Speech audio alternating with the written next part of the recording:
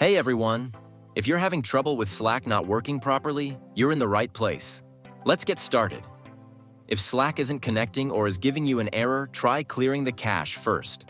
For the desktop app, click the Help menu and select Troubleshooting, then click Clear Cache and restart.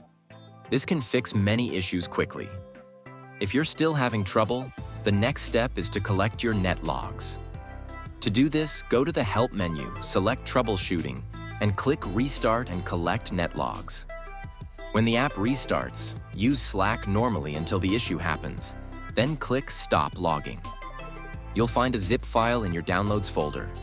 Send this to Slack support for further investigation. If you're seeing a message like "Sorry, something went wrong," Slack may be having a server issue. Visit the Slack status page to see if there are any ongoing outages. If it's not a server issue, try reloading Slack with Ctrl+R or Command+R on Mac.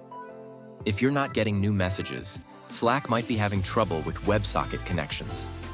Contact your network administrator to ensure WebSocket connections are supported, and check that your network is allowing traffic to wssprimary.slack.com, wsbackup.slack.com, and wsmobile.slack.com.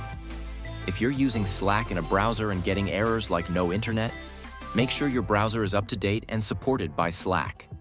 Clear your browser's cache, or try using incognito mode. If it works in incognito mode, the issue might be with a browser extension, so try disabling them.